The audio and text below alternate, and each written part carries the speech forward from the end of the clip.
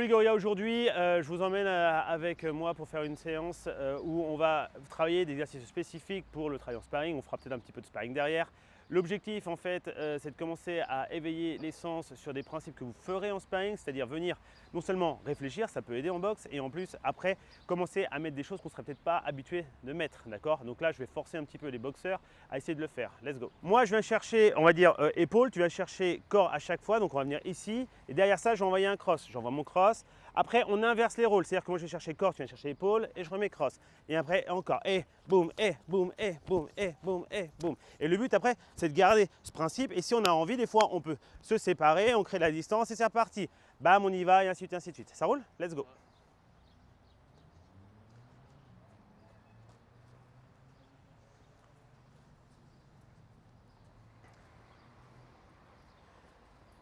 Voilà, donc l'idée de l'exercice, c'est bien, ça continue à le faire. L'idée de l'exercice, c'est vraiment commencer à changer les niveaux, commencer à mettre du mouvement, utiliser un jeu de jambes intéressant. Et puis en fait, c'est un principe d'échauffement qui est assez cool. C'est-à-dire qu'on est partenaires, ils boxent ensemble, mais quand même, on va mettre des contraintes comme changer le niveau. Une fois, je viens taper au corps, une fois, je viens taper à l'épaule. Évidemment, on prend l'épaule, mais ce serait la tête plus tard. Et donc, c'est intéressant. Et c'est là où on va commencer à désaxer sur les mouvements. Et rien que ça, c'est un exercice que vous pouvez travailler pendant très longtemps. Donc là l'idée, on va faire juste avant-arrière, on appuie, donc vas-y, impulsion, répulsion, voilà. Vous allez le faire genre 4 fois, genre ça va faire 1, 2, et après, enfin genre 2 fois, et après quand je vais avancer, je vais venir faire un crochet au corps, d'accord? On le fait, d'accord, ça roule, donc 1, 2, et boum, crochet, ok? Encore, go. 1, 2, et hop, bam, et je ressors, et 1, 2, et hop, et 1, 2, et hop, et. L'objectif de ça, c'est pareil, c'est que c'est très rythmé. Le fait que ce soit rythmé, ça vous permet d'être dans le même tempo et que ce soit plus safe. En plus de ça, ça va vous donner une obligation de faire le mouvement correctement. Mais on se rend bien compte que lui, quand il attaque, quand il fait son premier step, moi je fais la même chose, je m'habitue et après je viens. Là, une fois que j'ai cassé la distance, je suis à la distance intéressante. Je descends sur mes appuis, je ne suis pas ici, d'accord? C'est souvent un défaut qu'on fait. Je descends sur mes appuis, je charge et une fois que j'ai chargé, je viens mettre mon crochet. Mon crochet, attention, je ne viens pas m'amuser à faire ça, d'accord? Parce que si lui fait la même chose à la tête, je vais prendre cher. Donc mon but, c'est de rester avec ce pied avant verrouillé, pas de pivot, ici, d'accord? Et après, soit je ressors avec mon step back pour commencer, soit je suis venu ici, je viens là et je fais juste un step back basique. Donc soit double step back, soit step back. Ça roule? Soyez bien proche. Le crochet, c'est un coup mi-distance, donc il faut être bien proche. Encore. Et on sort. Très bien, encore. Voilà, ça, c'est une façon hyper intéressante de travailler, histoire de développer non seulement des qualités en termes de jeu de jambes, en termes de façon de casser la distance, et en plus, quand on va faire ce genre de mouvement, on se rend compte que c'est pas tout le temps simple de se caler sur le rythme de l'autre. Et à partir de là, c'est ça qui va nous faire réfléchir.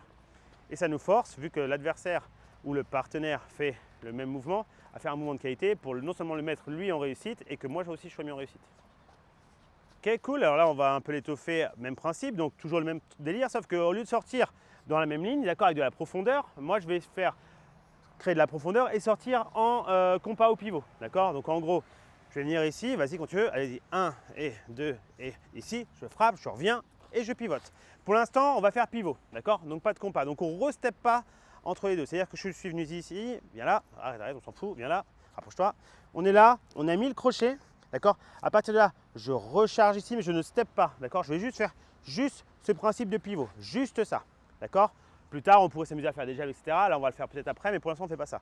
Je veux pas ce mouvement-là. Je veux pas le principe de je suis venu ici, je frappe, je step et je viens. Je veux pas ça. C'est important. C'est-à-dire qu'il y a une différence entre le pivot et le compas. Le pivot, c'est juste pivot sur la jambe avant, je viens faire ceci. Le compas, c'est un step, donc un pas plus un pivot. D'accord? Donc nous, on veut juste le pivot de base. Bam, et je pivote. Très bien. Encore. Boum, et voilà. Ça, c'est des drills hyper intéressants à travailler. C'est des choses que vous devez travailler absolument. Dès l'instant où vous commencez à gérer ce genre de choses, ça vous donne un niveau en termes de déplacement, de tempo, de compréhension de ce que vous faites, hyper intéressant. Et le fait que vous travaillez à deux, ça va forcément vous donner de la rigueur. Exact. Attention à cette main droite qui a tendance à descendre chez vous quand vous faites votre crochet. Gardez-la bien en protection. Ok, maintenant, une fois que j'ai fait ça, je vais encore level up du coup, parce que c'est bien. Je suis ici, donc même chose. 1, 2, ouais, vas-y, go. Je suis ici, je viens faire mon pivot, je suis là. Et quand je fais mon pivot, en fait, dans mon pivot, au moment où je le fais, je vais mettre un jab. D'accord? Donc vous allez voir, c'est un peu touchy, ça a été un peu chaud parce que s'il y en a un qui le fait mal, vous allez le prendre dans la gueule. Nous, on vient viser l'épaule parce que c'est exercice, ça travaille notre précision, notre vélocité et puis notre coup d'œil. Donc tout doucement, imaginons, on est venu ici, on était proche, on fait donc le crochet, je reviens ici et à ce moment-là, jab dans l'épaule. Exactement. Donc ta ligne, elle doit être plus droite, elle doit être moins comme ça parce que ça va être hyper chiant pour moi. Donc c'est vraiment droit ici. Exactement. Encore. Donc blablabla, crochet et boum. Exactement. Là, à partir de là, évidemment, je reviens, je peux faire mon truc et je recommence. L'idée, voilà, c'est ça, c'est de comprendre qu'en fait, effectivement, il y a des trucs classiques où je viens là, je frappe, je me déplace et je pourrais envoyer mon jab. Mais là, nous, on veut casser un temps, gagner un temps sur la défense de mon adversaire où je vais être ici, pam et pam. Et là, c'est sympa. Si vous êtes en contrainte quand vous faites votre pivot et votre jab, si vous prenez trop souvent le jab de l'adversaire dans la tête, entre guillemets, il y aura des choses à mettre en place. Mais pour l'instant, simple et basique. Très bien. On va bien chercher l'épaule. Encore.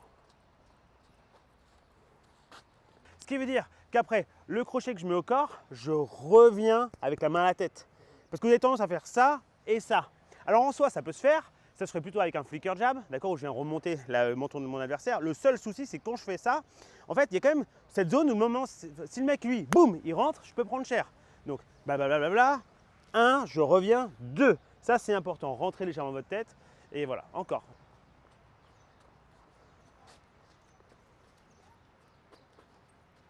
Maintenant, vous faites la même chose et vous rajoutez un cross. En fait, ça ne change rien, c'est tout con. C'est ça.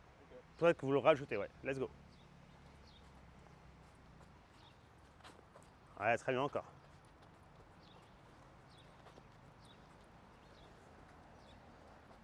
Ouais, bien joué, bien rattrapé. Et donc du coup, si on pousse le vis, derrière ça, vous me refaites 2 jabs rapides, avec un temps un peu différent. C'est-à-dire que par exemple, blablabla, on a mis le cross, et là, ça va faire vraiment jab, jab, rapide. C'est limite, en gros, c'est un jeu là, pour le coup, sur le dernier, je vais te déstabiliser avant que tu me déstabilises. Alors évidemment, en boxe, on essaie de bien revenir en garde, mais là, ce serait la version boxe un peu, où je fais un peu l'enfoiré, où je suis rentré ici, et là, et boum, boum, et voilà, je veux ça. Je veux que son deuxième ne me touche pas. D'accord? Donc, je le fais de façon consciente, c'est ce que je veux. D'accord? En boxe, je peux des fois m'amuser. Vas-y, mets-toi en garde, je peux venir en jab une fois, en jab 2 fois, et d'un coup, je peux faire boum, boum. Ce ne sera pas le coup le plus fort, mais ce sera un coup chiant, parce qu'il s'attendait à ce que je revienne. Par contre, quand je le fais, évidemment, il faut faire gaffe à une chose, c'est que moi, je suis aussi exposé. Donc, j'ai intérêt d'être conscient. C'est-à-dire que je suis là, mais peut-être que je vais pouvoir commencer à rentrer un weave ou un truc comme ça s'il y a besoin. Mais ça, c'est intéressant, parce que déjà, je commence à mettre des choses en place. Et du coup, vous allez voir, c'est déstabilisant, t'as vu? Ton jab, il a fait 1. Et si ça l'est dans l'épaule, imaginez dans la gueule. Ou alors, des fois, c'est un jab qu'on va utiliser sur le premier, on va le faire ici, et le deuxième, on va le faire là. Boum. Donc, ça tasse. Et après, on va pouvoir faire des choses. Ok? Vous essayez un petit peu? Let's go. Donc, tout doucement. Donc, vous rajoutez juste 2 jabs. Let's go.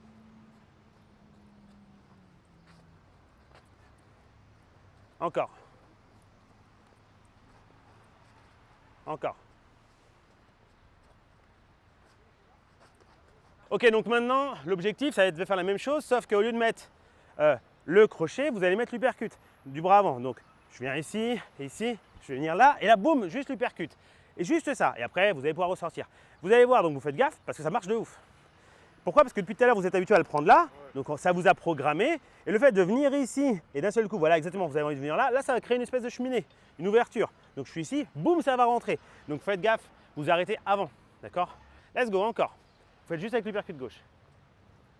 Boum, exact. Donc restez bien proche. L'uppercut, c'est important. Si vous commencez déjà à être ici et à faire ça, en fait, non seulement vous n'aurez plus du tout le bras de levé qui m'intéresse parce que la force, elle part par là-bas. Vous êtes ici, vous allez être exposé au niveau du bide. Donc moi, je vais rentrer dans le bide. Mon but, c'est ça. Je suis là, je suis droit. Et boum, je monte. Moi, je reste droit. Je ne viens pas vers l'arrière. Ok, let's go. Boum, très bien. Et je repars. Exact. Rapprochez-vous bien. C'est un coup vraiment mi-distance. Voilà.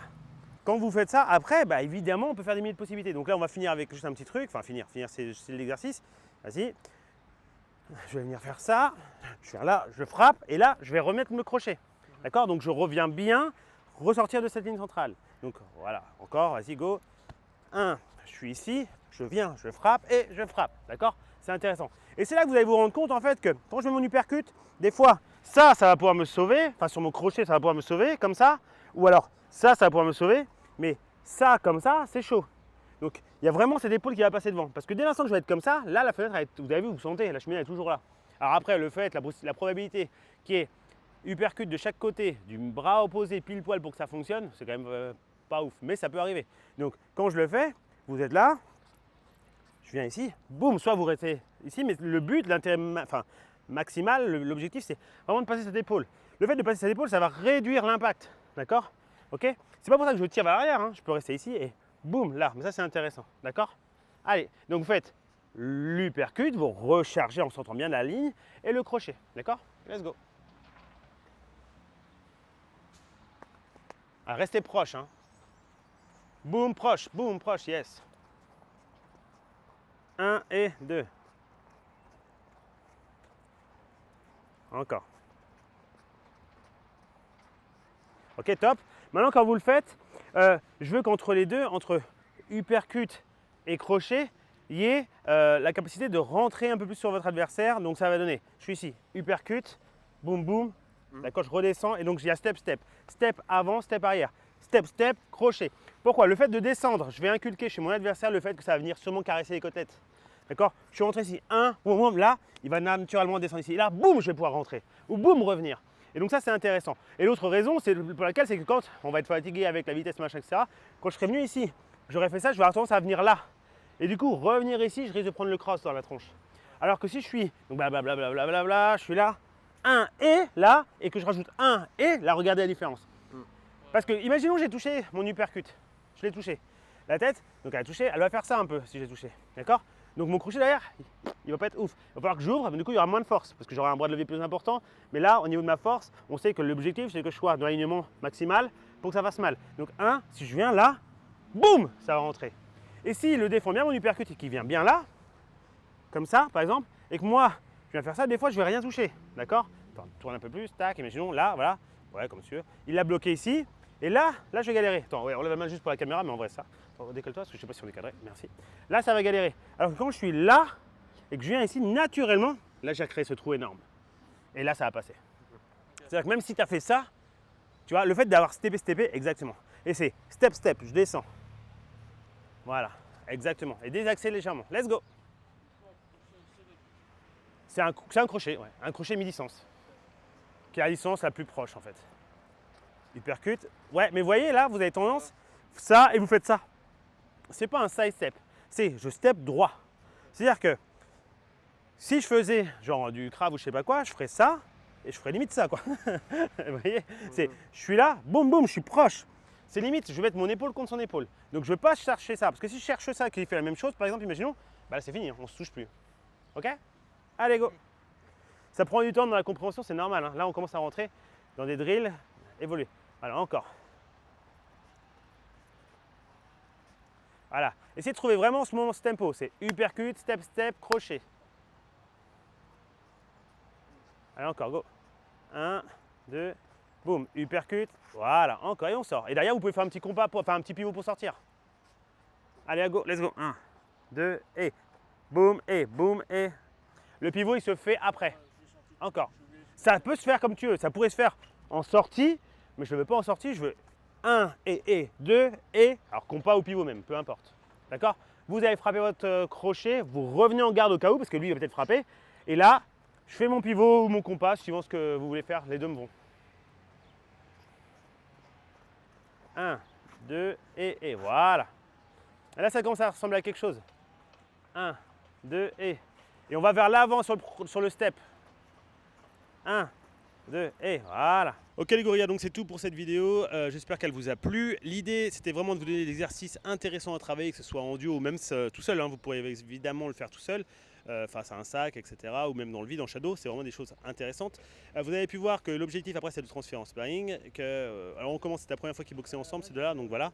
Mais l'idée, c'est vraiment d'arriver à développer des qualités intéressantes. Et voilà, donc je vous souhaite une très bonne fin de journée. À très bientôt. Bye bye.